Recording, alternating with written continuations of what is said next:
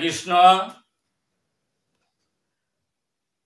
কোটি কোটি ধন্যবাদ বৈষ্ণবের চরণে। এবার সেই পরম প্রসার শ্রীকৃষ্ণের দিব্যলীলার একটি দিক গিরিরাজ। এই গিরিরাজের পূজা বিধি সম্পর্কে আমরা বলার চেষ্টা করব, এবং এটা যদি আমরা শ্রবণ করি আমাদের হৃদয়ের সমস্ত কালিমা দূরীভূত হবে। আমরা এই গুণাতীত যে ভাব, সেই ভাবে আমরা পরিণত হব।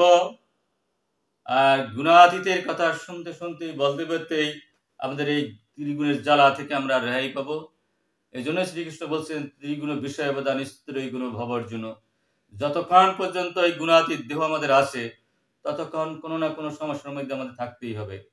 সুতরাং এই গুণাতীতের কথা যদি শুনি তাহলে আমরা শুনতে বলতে বলতে আমরা গুণাতীত হয়ে যাব, এবং আমরা সুখী থাকবো এবং যাদের শোনাবো তারাও সুখী থাকবে।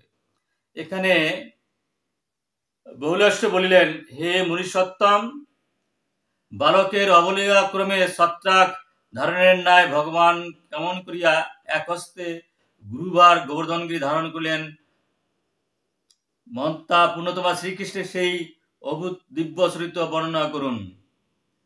নারদ বলিলেন, লোকে যেমন রাজাকে বার্ষিক করদান করে তদ্রূপ একদা বর্ষান্তে কৃষিজীবী গোপগণ ইন্দ্রের উদ্দেশ্যে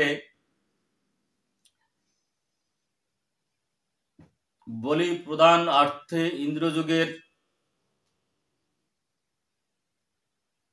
ইন্দ্র পূজার ব্যবস্থা করেছিলেন। এখানে একটু ভূমিকা করছেন পূজার সেই গিরি গোবর্ধনের, আমরা একটু ভূমিকার পরেই আমরা পূজার বিষয়ে আলোচনা করব। এখানে যখন পূজা ইন্দ্রকে পূজা দেওয়ার জন্য নন্দ মহারাজ ব্যাকুল হলেন, ভগবান প্রশ্ন করলেন একের পর এক, এবং বললেন যে তোমরা কি করছো, যে ইন্দ্র পূজার জন্য চেষ্টা চালাচ্ছি ইত্যাদি অনেক ইতিহাসগুলো ভাগবতের মধ্যে খুব বিস্তারিত বর্ণনা দেওয়া আছে। ভগবান বললেন, এই যে ইন্দ্র পূজার আয়োজন, ইহার ফল কি? যখন ইন্দ্র পূজার জন্য ব্যস্ত হয়ে পড়লেন নন্দ মহারাজ, তখন বললেন এই ইন্দ্র পূজার ফল কি? ইহা কি ইহলৌকিক কিংবা পরলৌকিক?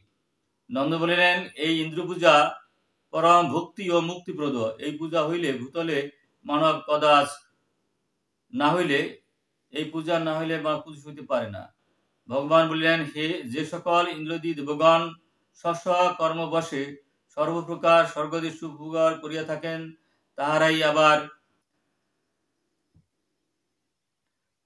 জন্মান্তরে মর্ত্যলোক প্রাপ্ত হন। অর্থাৎ যখন এই ইন্দ্রত্ব লাভ করেন, আবার যখন ত্রিপুণ্যে মর্ত্যলোকং বিশন্তি, যখন তাদের পূর্ণ বলে ইন্দ্র হন, আবার পূর্ণ শেষ হলে আবার মর্ত্যলোকে এসে হাজির হন। তারাই, এবং সেই ইন্দ্রের সেবা যে যথার্থ নয় সেটা এখানে বলছে। এখানে ভগবান বলছে আবর্মন ভুবনলোকে পুনরাবর্তী অর্জুন। ব্রহ্মলোকে গেলে সেখান থেকে ফিরে আসতে হবে, কিন্তু ভগবান ধামে যদি আমরা যেতে পারি সেখান থেকে ফিরে আসতে হবে না। সুতরাং এই শুদ্ধ ভক্তরা ভগবানের সেবা নাদক, কারণ তারা তো গুলো পার করে আসছেন। যারা এবিসিডি পাশ করে আসছে তারা কেন ওই ব্যাপারগুলো যাবেন? এবং আমরা তো ভালোভাবে জানি যে 7 জন্ম দেবদেবীর পূজা দেওয়ার পরে দুর্গা দেবীর পূজা দেওয়ার অধিকার জন্মে, 7 জন্ম দুর্গা দেবীর পূজা দেওয়ার পরে শিবের পূজা দেওয়ার অধিকার জন্মে, বহু বছর শিবের পূজা দেওয়া অধিকার থাকার পরে এই জড় জগতের বিষ্ণু পূজা দেওয়ার অধিকার জন্মে, এবং বহু বছর বিষ্ণু পূজা দেওয়ার অধিকার জন্মার পরে তারা কিন্তু সেই গোলক বৃন্দাবনের শ্রীকৃষ্ণের পূজা দেওয়ার অধিকার জন্মে। সুতরাং এই যে শুদ্ধ ভক্তরা কিন্তু এগুলো পার করে আসছেন, তা না হলে সেই বোঝে তাদের পক্ষে তো সেই লীলাগুলো করা কোনোভাবেই সম্ভব ছিল না। তো ভগবান চাচ্ছেন এই শুদ্ধ ভক্তরা তো এগুলো পার করে আসছেন, কেন এগুলো করবেন? তাই ভগবান কি চাচ্ছেন, যাতে করে এই শুদ্ধ ভক্তরা এই দেবদেবীর পূজা না দেন, কারণ এগুলো তো তাদের পার করে আসছেন। সেই জন্যই যাতে শুদ্ধ ভক্তরা পূজাগুলো না দিয়ে সেই পরমেশ্বর ভগবানের বিভূতি অথবা ভগবানকে পূজা দেন, সেই ব্যবস্থা উনি করলেন। যে কালভর ব্রহ্মারও বিদ্যমান, সেই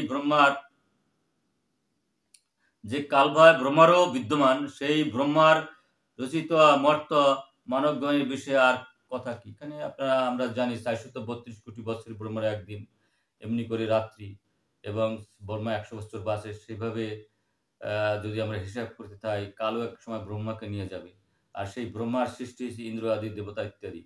সুতরাং এরা ব্রহ্মার সৃষ্টি হয়ে সেই ব্রহ্মা যখন এই কালে নিয়ে যাবে, আর যাদের কালে নিয়ে যাবে ক্ষণস্থায়ী জীব, এদের সেবা দিয়ে কি লাভ, কারণ তারাই তো চিরকাল চিরস্থায়ী না।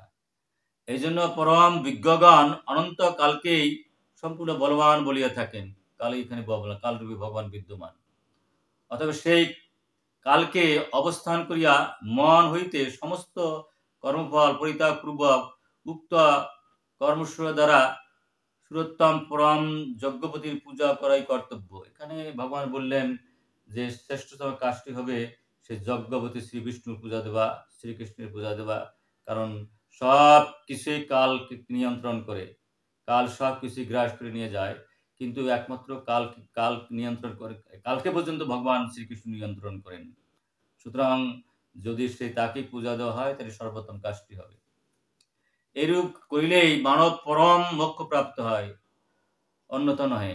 ভগবান বললেন যদি এই কাজটি করা হয় তাহলে হবে। এজন্য কি করা হবে? সেই পরমেশ্বরকে পূজা দেওয়া উচিত। কোনো দেবদেবীর পূজা দিলে ক্ষণস্থায়ী বস্তু দেবদেবী দেয়, কিন্তু সেগুলো আবার ভগবান থেকে প্রাপ্ত হয়েই ওরা দিয়ে থাকে। ভগবান নিজে বলছেন মায়াদক্ষণ প্রকৃতির সুবাদে সচরাচর, যা কিছু হয় ভগবানের অধ্যক্ষতায় হয়ে থাকে।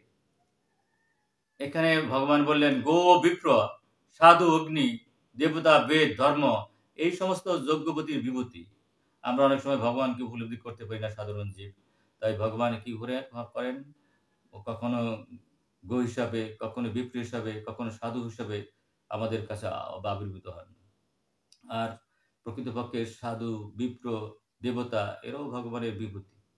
যারা সততে এই সকল আধারে হরির আরাধনা করেন, তারা ইহকালে ও পরকালে সুপ্রাপ্ত হন। হরির হৃদয় হইতে এই গোবর্ধন গিরি উৎপন্ন হইয়াছেন, এবং পুলস্ত্য ঋষি নিজ তেজে ইহাকে এই স্থানে আনয়ন করিয়াছেন। এই জন্য ইনি গিরিগণের সম্রাট। আমরা জানেন, ইতিহাস আছে, আমরা পূর্বে বলেছি যে সেই ভারতের পশ্চিম প্রদেশ থেকে আনা হয়েছে, পুলস্ত্য ঋষি এনেছেন, যিনি এই স্থানে উপস্থিত হইয়া ইহাকে দর্শন করেন, তাহার আর পুনর্জন্ম হয় না।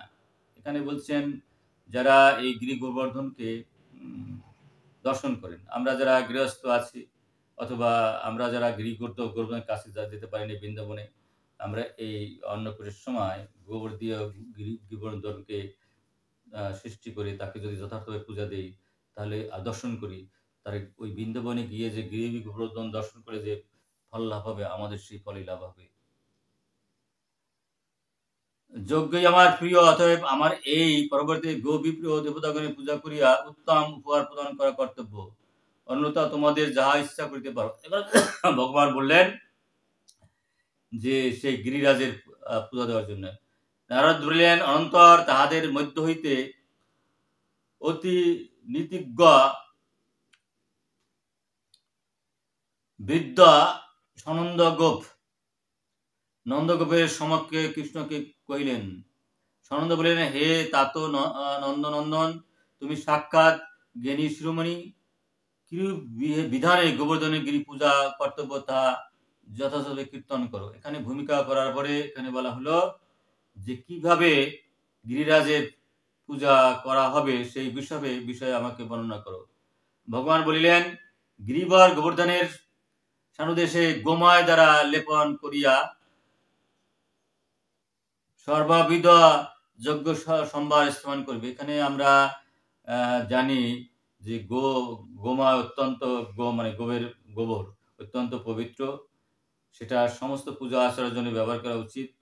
যদি আমাদের শহরে বাড়ি হয়ে থাকে, আমাদের গোবরের ছিটা দিতেই পারি, দিয়ে সেখানে মুছেও ফেলতে পারি, কোনো সমস্যা নাই। এখানে ভগবান নিজে বললেন যে এই যজ্ঞ শুরু করার আগে গোময় দিয়ে তুমি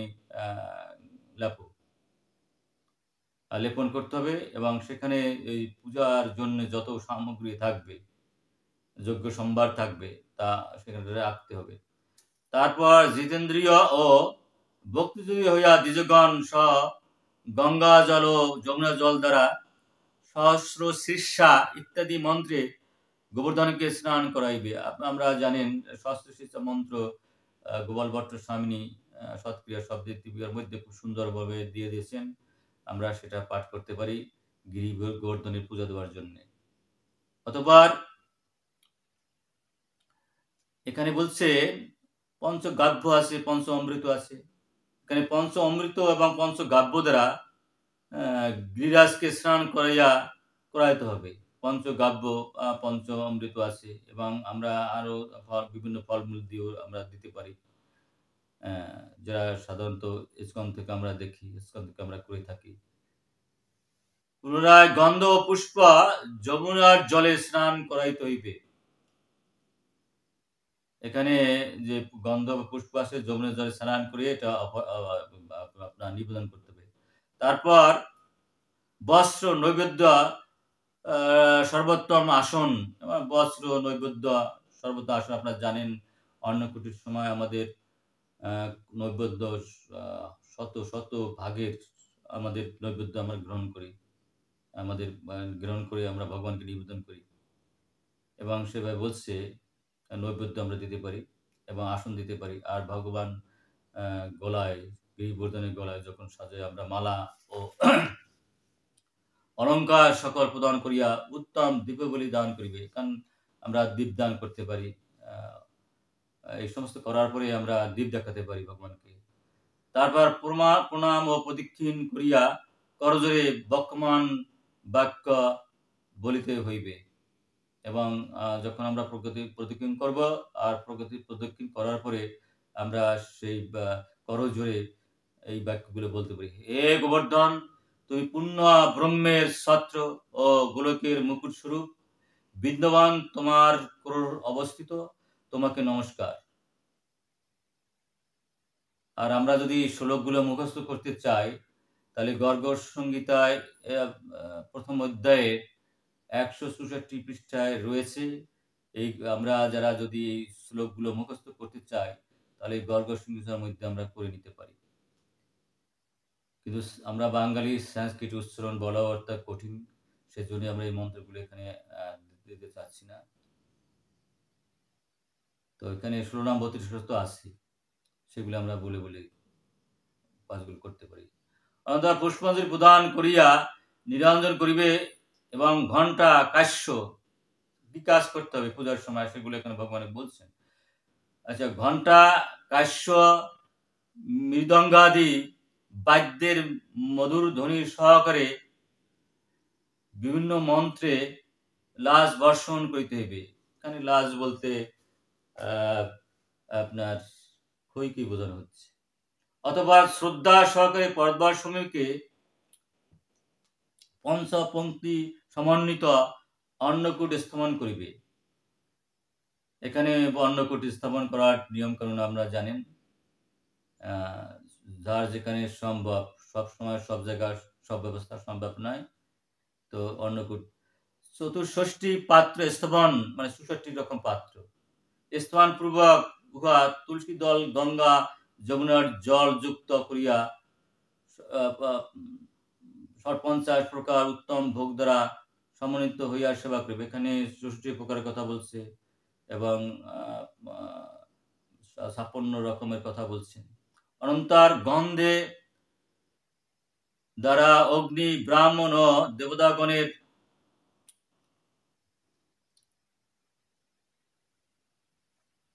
সুগন্ধ মিষ্ট খাদ্য দ্রব্য দ্বারা দ্বিজগণকে ভোজন করাইবে। মানে আমরা ভগবান এইগুলো দেবতাকে দেখাতে পারি এবং তাদেরকেও নিবেদন করতে পারি ভগবানের ভোগ দেওয়ার পরে, গোবর্ধনের ভোগ দেওয়ার পরে। ভিন্ন চণ্ডালী অন্যান্য জাতিকে উত্তম ভোজন দান করিবে। প্রথম বলছে ব্রাহ্মণ বৈষ্ণবদের দিতে। তারপরে চণ্ডাল আদি যদি কোনো কেউ অন্তজ গুণের কোনো কেউ থাকে তাদেরকেও ওখানে ভোজন করার কথা বলা হয়েছে। তারপর যোগীয় গোপালগণের দ্বারা গগনে নৃত্য করাইবে। এখানে খুব সুন্দর একটা ব্যবস্থা, যেহেতু ওনারা ছিলেন এখানে গগনে নৃত্য করাইতে বলছেন এখানে, যদি শুদ্ধ বৈষ্ণব সাধুদের দ্বারা। এরূপে মঙ্গল জয় শব্দ দ্বারা গোবর্ধন উৎসব সমাহিত হইবে।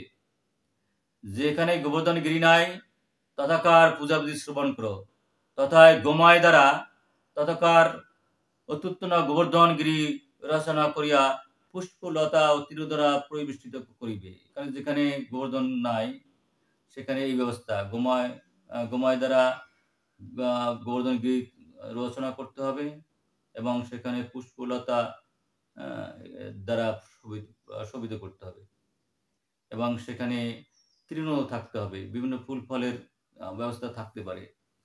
মানবগণে এইরূপ করিয়া ভূতলে সর্বদা গিরি গোবর্ধনের পূজা করা কর্তব্য, অথবা শিলার তুল্য পরিমাণ সোনা পর্বতে রাখিয়া তদৃশ্য একণ্ঠ শিলা গোবর্ধন হইতে আনয়ন করিবে। এখানে আমরা যারা বৃন্দাবনে যাই আর যদি সেই শিলাখণ্ড সেখান থেকে নিয়ে আসি অপরাধ হয়ে যাবে। যতটুকু শিলা আনবো সেই শিলা পরিমাণ সোনা সেখানে রেখে আসতে হবে, না হলে আমাদের মহাপাপে পড়ে যেতে হবে।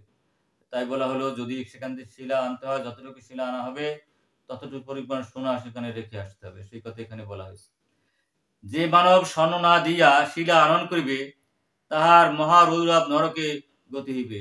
যদি আমরা সেই গিরি গোবর্ধনের কাছ থেকে শিলা আনতে চাই আর সেখানে যদি আমরা সোনা না রাখি তাহলে আমাদের মহারৌরব নরকে যেতে হবে। সেজন্য যদি এখান থেকে আমরা শিলা গ্রহণ করি অবশ্যই যতটুকু শিলা গ্রহণ করব তত পরিমাণ সোনা আমাদের রেখে আসতে হবে। যে মানব সর্বদা শালগ্রাম শিলার সেবা করে পদ্মপত্রে জলের মতো তাহাকে পাতক স্পর্শ করিতে পারে না। এখানে শালগ্রাম শিলার খুব গুরুত্ব এখানে দিয়েছে। যে দ্বিজগণ গিরিরাজ গোবর্ধনের শিলা পূজা করেন তার সপ্তদ্বীপা পৃথিবীর সর্বদিতে অবগাহন ফল লাভ হয়। এখানে খুব বলেছেন যে সুন্দর করে যদি এই গোবর্ধন শিলাকে পূজা করেন তাহলে তার সর্বদিতে আবহান ফল লাভ হয়, পৃথিবীর সর্বতীর্থে আবার ফল হয়। অর্থাৎ আমরা জানি পৃথিবীতে 3,50,00,000 তীর্থ আছে, যদি আমরা যথার্থবর্ধে গোবর্ধন শিলার পূজা করতে পারি তাহলে আমাদের প্রতি মুহূর্তে এই 3,50,00,000 তীর্থের স্নান হয়ে যাবে। কত সুন্দর ব্যবস্থা এখানে।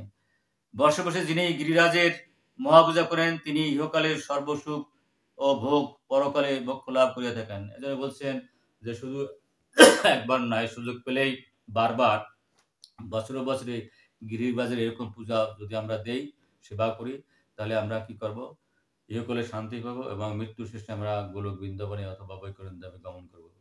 সুতরাং সকলের চরণগুলি মাথায় রেখে গিরি গোবর্ধনের পূজা বিধি এখানে সমাপ্ত করছি। সকলের ইহকাল